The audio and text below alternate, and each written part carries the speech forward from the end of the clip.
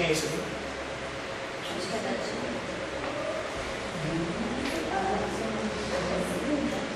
Amém. Pela terceira vez. Não é ruim, né? Paz seja conosco. Amém. Estamos trabalhando o tema de fé.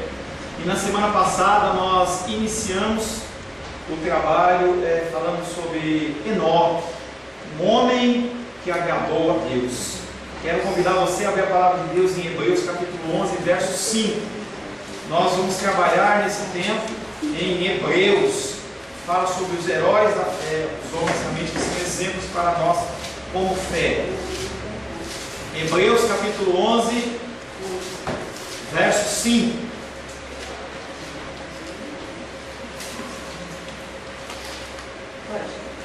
Pode. Pela fé, Enoque foi trasladado para não ver a morte. Não foi achado porque Deus o trasladara. Pois antes da sua transladação, ele deu testemunho de amor agradável a Deus. Que bênção! Um homem que é encontrado por Deus como agradável ao ponto de Deus falar assim: deixa eu tirar esse homem da terra para ficar comigo, né?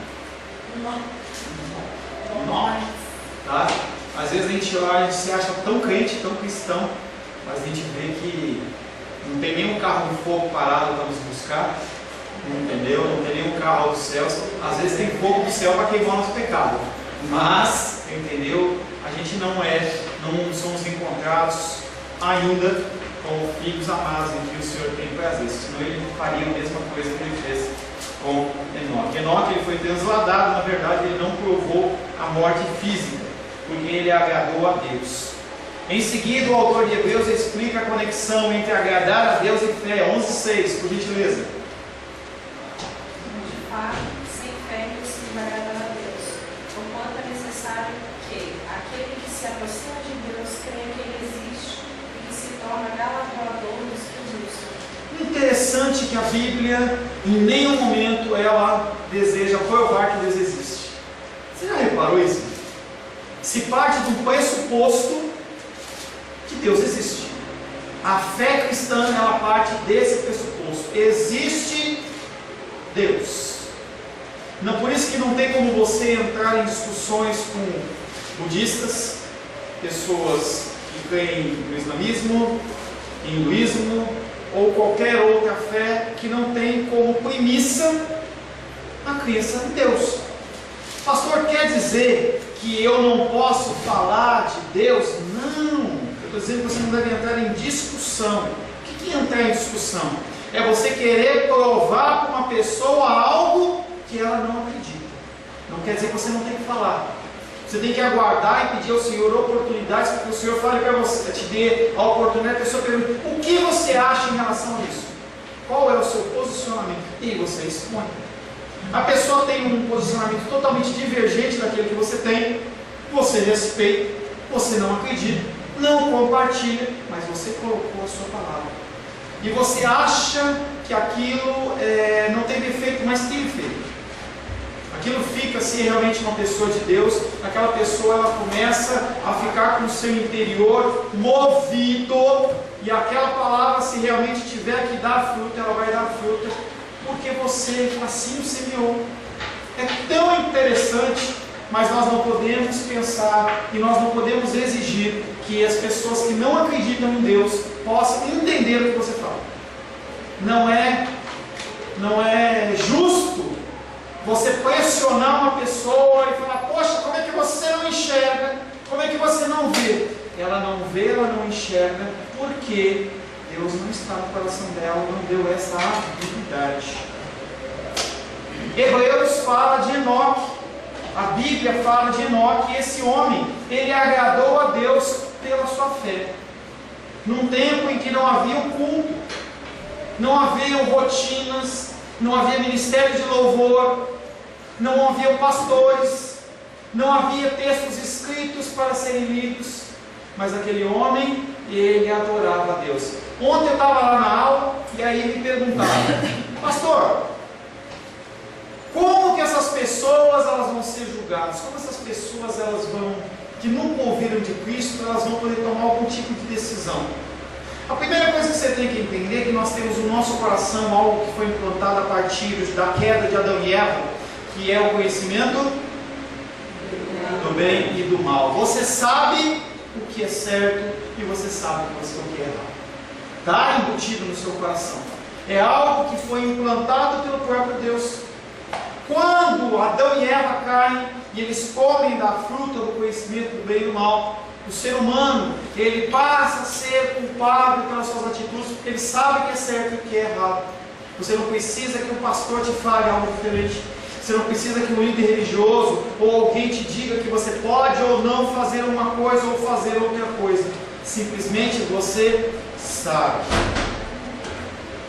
Não podemos nos aproximar de Deus se não cremos que Ele existe. É simples. Como que você vai se aproximar de alguém? Como é que você vai se aproximar de alguém se você não crê que Ele existe? Parece uma coisa boba. Parece uma coisa boba, mas não é. Parece uma... Todo mundo quer fazer xixi. Tudo bem. Tem dois, não tem problema. Tá? Não tem problema. Tá? Não tem como você se aproximar de alguém se você não crê que Ele existe. É que nem aquela frase, você está sendo incomodado por alguém, vai ver se eu estou na esquina. Você já ouviu isso? Você foi ver se a pessoa estava na esquina? Não, porque você sabe que a pessoa não está lá. É uma coisa que parece simples, mas as pessoas, elas não levam isso em conta. Não podemos agradar a Deus se não cremos que Ele existe.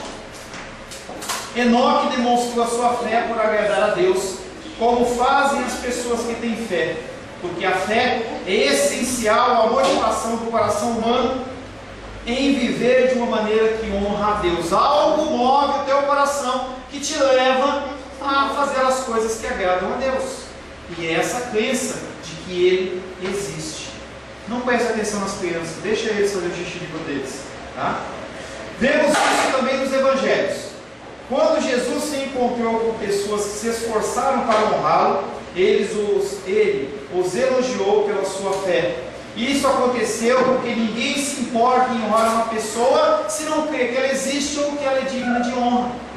E aí vem outra coisa que existe dentro do teu coração. É um pacote de fábrica. Quando o carro ele sai de fábrica, ele sai com alguns itens de série. Por exemplo, nenhum carro sai sem motor. Nenhum carro sai sem pneu. Nenhum carro sai sem volante. Nenhum carro sai sem as portas. E você, além do conhecimento do bem e do mal, e aí eu comecei a ler um livro que a Jenny me passou, O Ser de Deus, lá, maravilhoso, comecei a ler, e aí ele fala sobre duas coisas que são implantadas em todo ser humano,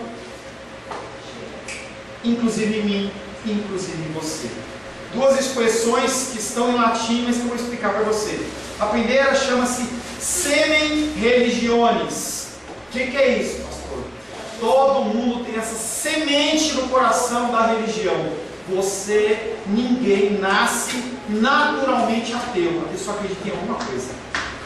A pessoa tem no seu coração embutido que ela tem que se unir, ela tem que estar junto de outras pessoas, nesse sentido da religião. Todo ser humano tem isso.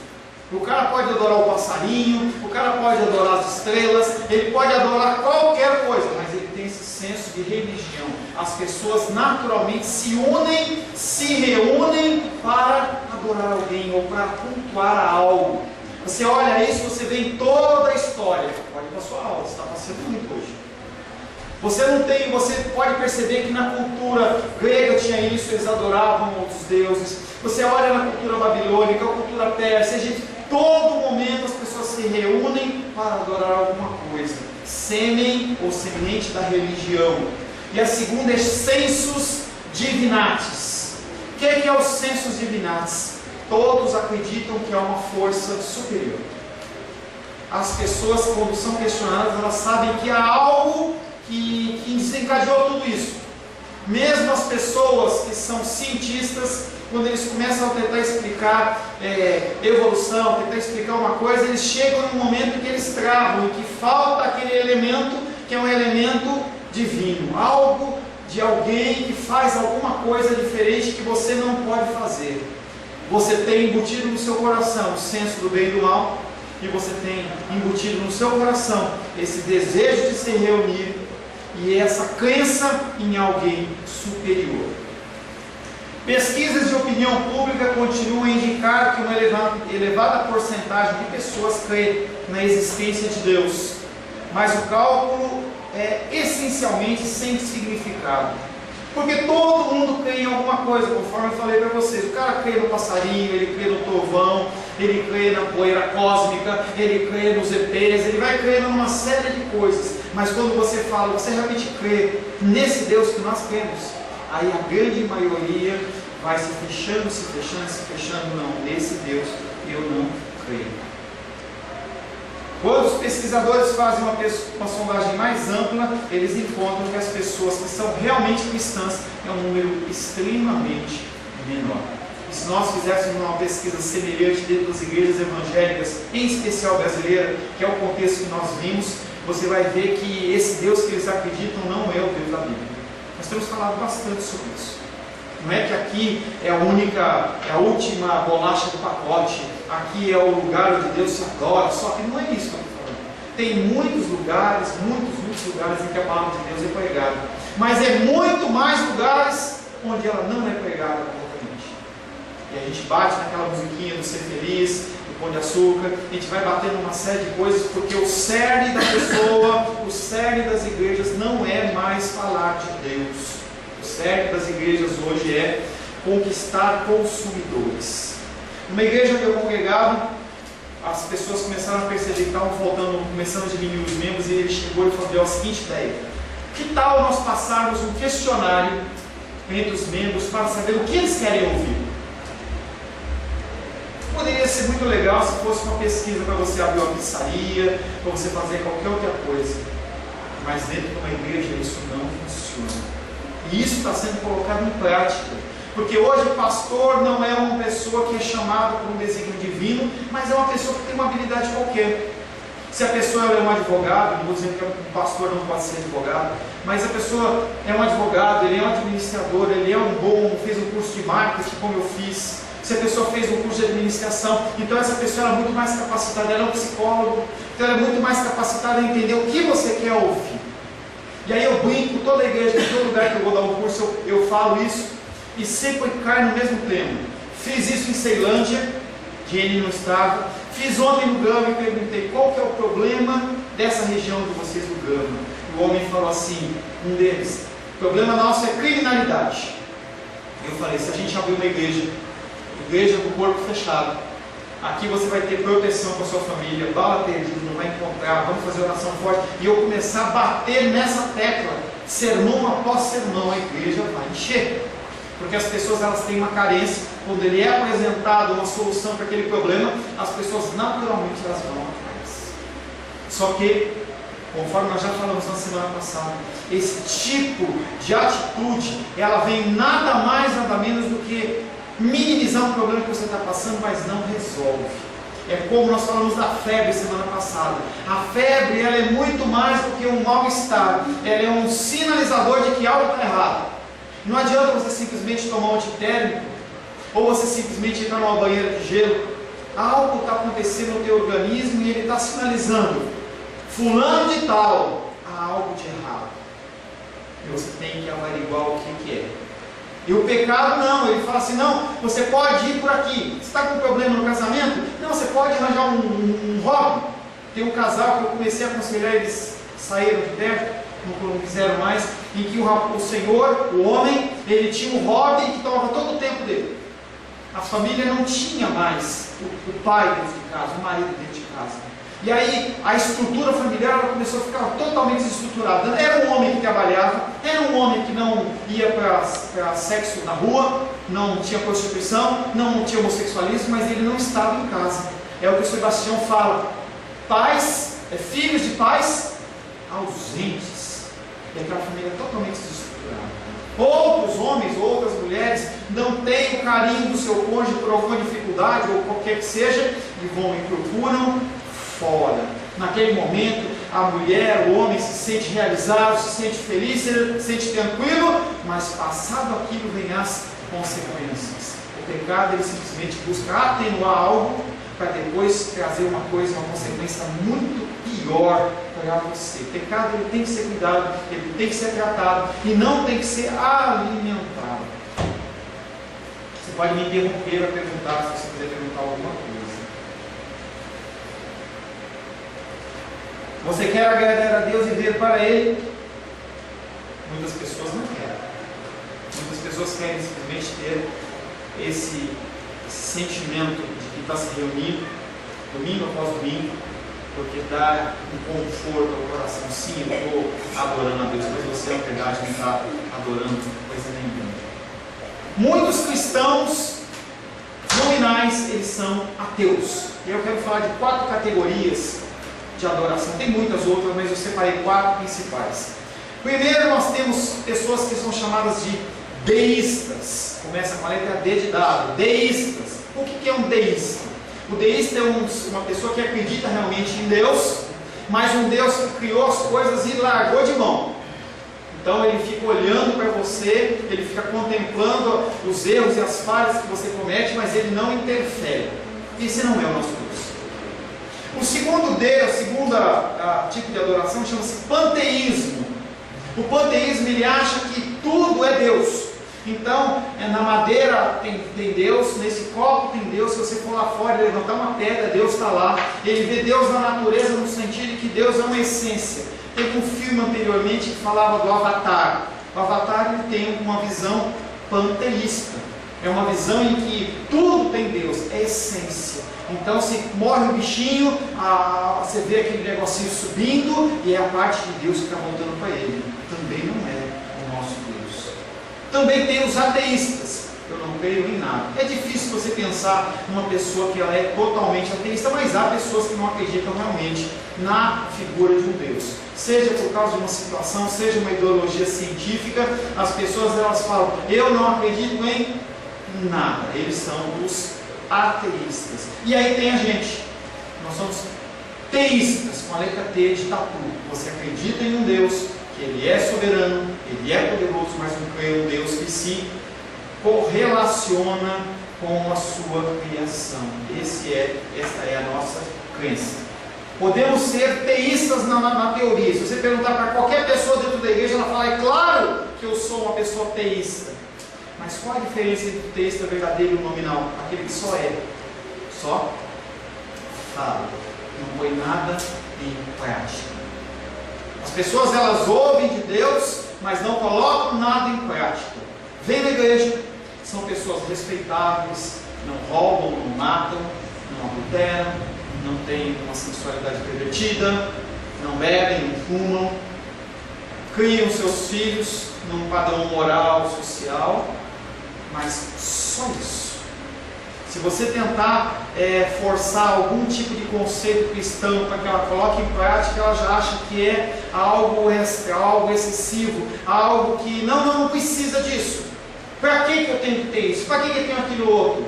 Cristãos vão no carnaval e pulam o carnaval e ficam desnudos, e mulheres urinam na rua e ficam e acham que é uma cultura. Não é extremo. É extremo. Entenda que sempre tem uma motivação do coração em todas as situações. A pessoa, ela se diz cristã, mas alguém lhe pede um copo d'água, lhe pede alguma coisa e a pessoa não dá. A pessoa, ela é uma pessoa extremamente religiosa e ela sabe ferir as pessoas com a palavra. Conhecimento religioso nunca levou ninguém para o céu. Tem muitas pessoas que têm um problema de idolatria intelectual. Cursos em cima de cursos, sabem a Bíblia melhor do que qualquer um, e a pessoa está querendo sempre mais, é como se fosse uma droga, e não põe nada em prática.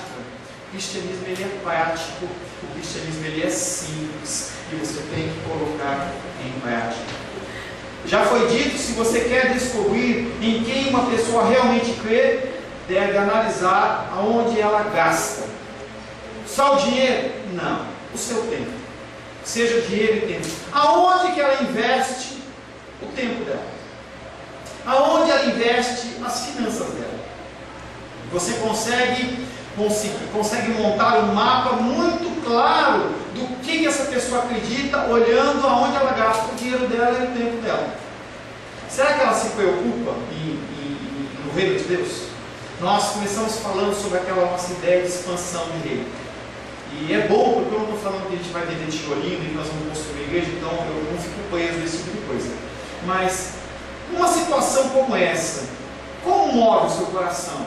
Estou querendo ajudar? Quero fazer? A igreja, ela é um grande celeiro desse tipo de coisa, porque as pessoas elas ficam no cristianismo ano após ano, após ano, após ano, e não fazem absolutamente nada. A pessoa consegue ficar 10 anos numa igreja sem fazer nada. Não estou falando de anciãos, não estou falando. Eu sei muito bem que, por exemplo, o irmão Cláudio está na idade avançada, o Titi, dos Reis, eles já fizeram parte dele. Não quer dizer que não podem fazer outras coisas, tá? Mas eu estou falando com as pessoas que são ativas, porque a Bíblia, ela falava que as pessoas que trabalhavam no templo, elas tinham tempo de trabalho. E se a Bíblia está falando isso, por que eu não vou falar isso? Há um tempo que é seu tempo de vida ativa, em que você realmente tem que fazer alguma coisa, e você continua sentadinho sem fazer nada, esperando não sei o quê. Como você gasta o seu dinheiro, como você gasta o seu tempo. Lucas capítulo 12, verso 34.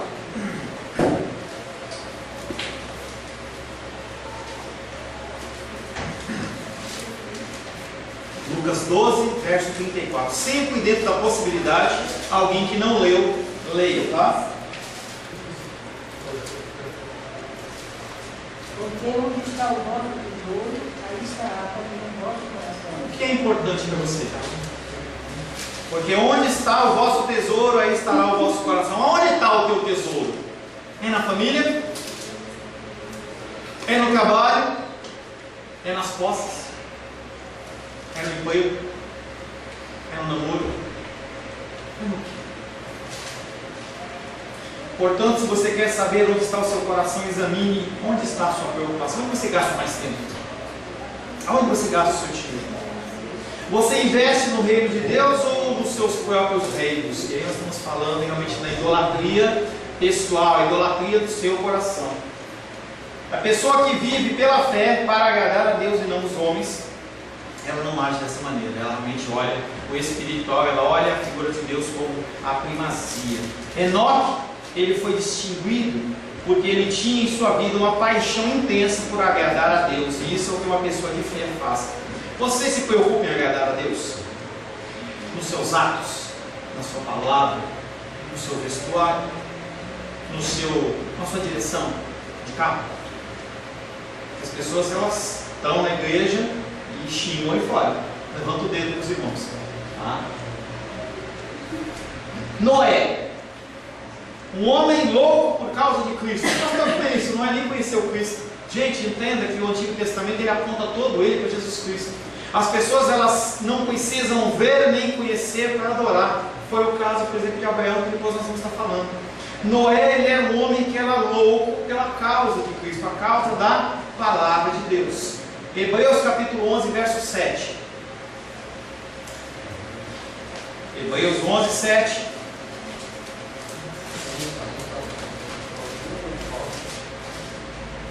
Pela fé, Noé, divinamente instruído acerca de acontecimentos que ainda não se viam, e sendo temente a Deus,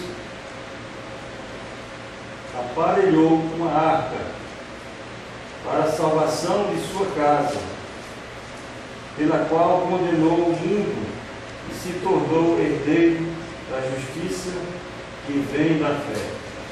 Deus advertiu Noé de que mandaria um grande dilúvio sobre a terra, para destruir a raça humana por causa do seu pecado.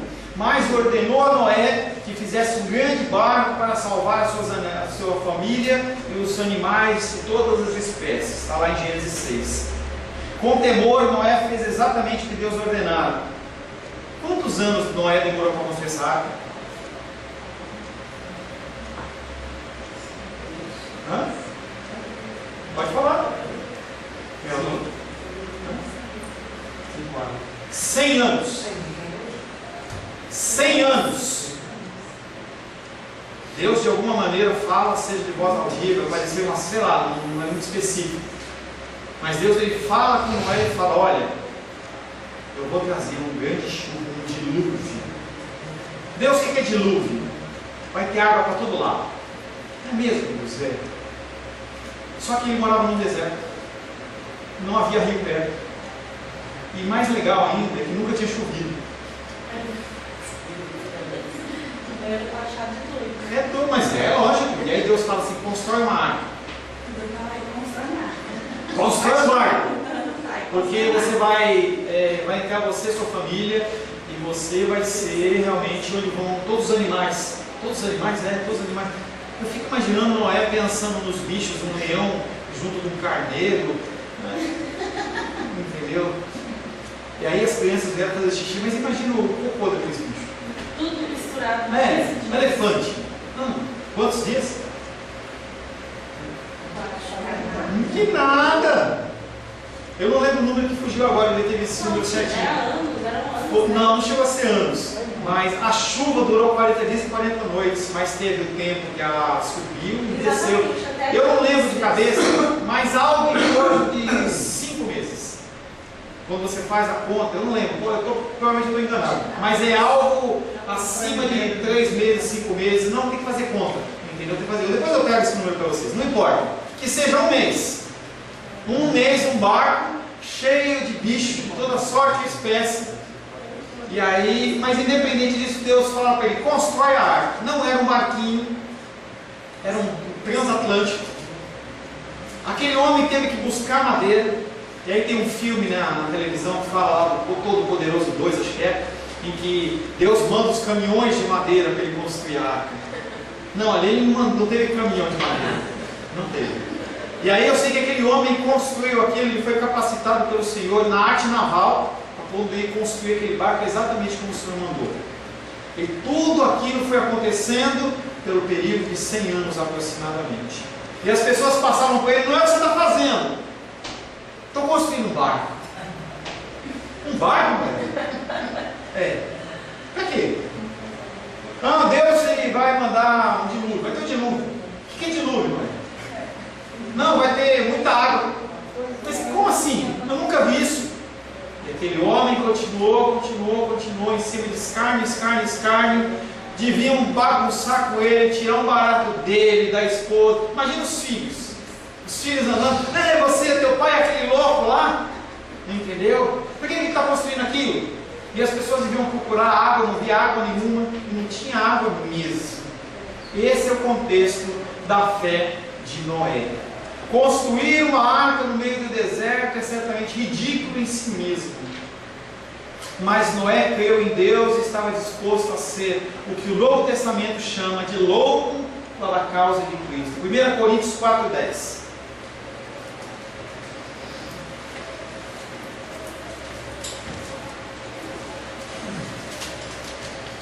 Coríntios 4,10. Nós somos loucos por causa de Cristo, e vós sábios em Cristo. Nós fracos, e vós fortes. Vós nobres, e nós desprezíveis. As características daqueles que servem a Deus: loucos, fracos e desprezíveis. E aqueles que são os religiosos, eles são sábios, fortes e nobres. Característica do cristão: louco, fraco e desprezível. Essa é a característica do cristão. Noé, ele não se achava melhor que ninguém, simplesmente ele tinha uma missão, ele estava seguindo. Pastor, mas isso foi a história de Noé. E as suas decisões? E as arcas que Deus manda você construir na sua vida? Talvez ele não mande você construir uma arca de dimensões de um transatlântico, mas ele pede que você tome decisões da sua vida, que são decisões que são loucuras ao mundo, em que você chega e fala, Deus fala para você: olha, segue tal caminho, faz tal coisa. Como por exemplo, a minha mãe vai assistir, ela vai dar risada. Quando eu fui falar com meu pai, lá em São Paulo, e aí eu preparei até um cenário, nós fomos pescar lá em Minas, eu acompanhei ele, e aí na estrada eu tive que contar para ele, eu contei para ele, não tinha como ele sair, ele estava no carro comigo. A gente estava no meio do caminho entre São Paulo e Minas, então ele não podia descer da estrada, então ele tinha que me ouvir. E aí eu comecei a falar: pai, tomei uma decisão na minha vida. Ele: é mesmo, filho? Na cabeça dele ele ter pensado: pronto, caiu a ficha desse homem, ele vai fazer um concurso para auditor fiscal e vai ganhar 30 mil reais. E eu falei, pai, estou indo para Brasília. É mesmo, filho? Fazer o quê? Você passou. Você está louco? Você está louco? Mas e o que você vai fazer? E a tua casa aqui? Vou alugar. Você vai morar como lá? Aluguel. E a gráfica que você tem? Que é o seu sustento? Vou vender. E os clientes? Já estão vendidos. Esse homem ficou desacursoado e está até hoje. Não entende. Para ele é uma grande loucura. E a conversa dele é: o meu filhinho, que tinha todo o plano segundo o coração dele, hoje ele vive de esmola dos irmãos. Não tem como você justificar. E eu estou falando da minha situação, mas você tem a sua situação. Coisas que acontecem na sua vida em que as pessoas esperam que você decida de uma maneira e você fala, não, eu vou decidir de outra maneira. Eu sou louco, eu sou fraco, eu sou desconhecido. Eu dependo de Deus. Não é uma situação fácil, não são decisões fáceis, mas são decisões que Deus espera que você as tome. Noé pôs a sua confiança não nas opiniões do mundo e sim na vontade de Deus. Noé construiu a arca pela qual a raça humana sobreviveu, porque ele vivia pela fé. Diane está aqui como exemplo. Está 1 ano desempregado porque ela decidiu não concordar com algo. Bom, eu pagou o preço de 1 ano. Faltou alguma coisa? Deus não permite. Porque Ele sabe que você está tentando honrá-lo de alguma maneira. E Ele te sustenta. E Ele te guarda. As Escrituras dizem a esse respeito que a novidade, que a atividade de Noé condenou o mundo. Nós lemos lá em Hebreus 11:7 que pela fé Noé é divinamente instruído acerca de acontecimentos que ainda não se viam e sendo temente a Deus, construiu ou aparelhou uma arca para a salvação da sua casa, pela qual condenou o mundo. As suas atitudes condenam pessoas. Por que as pessoas se incomodam com você? Por que as pessoas se incomodam, perseguem você de maneira gratuita? Porque como é, suas atitudes, seus posicionamentos apontam condenação para eles. As pessoas que são trevas têm dificuldades, têm problemas. Quando você está perto delas, só a sua presença já incomoda. Isso, ela não consegue ficar no mesmo ambiente. Não consegue ficar no mesmo ambiente. Porque não é que você é melhor, porque você é louco, fraco e desprezível. Mas perante as lutas e dificuldades, você não se desespera. Você se posiciona de uma maneira que não é o natural. E as pessoas, elas ficam incomodadas. E se não for o Senhor, elas vão continuar te perseguindo. Elas vão continuar te perseguindo até eliminar você ou te afastar de perto delas. Porque elas não conseguem que você esteja perto. As Escrituras dizem que a atividade de Noé condenou o mundo. A sua fidelidade expôs a infidelidade das pessoas dos seus dias. Quando você se posiciona de maneira diferente, as pessoas ficam incomodadas, porque elas queriam que você fizesse a mesma coisa que elas fazem. E assim traz conforto. E esse é o grande câncer da igreja cristã evangélica nos dias de hoje. Não há um conforto no pecado. Eu vejo o irmão Cláudio agindo errado, mas porque ele é um cara legal, e porque ele canta, e porque o dízimo dele é alto, e porque não sei o quê, eu não confronto ele. E eu simplesmente falo, ó, irmão Cláudio, você é lindo, você é maravilhoso, você é legal.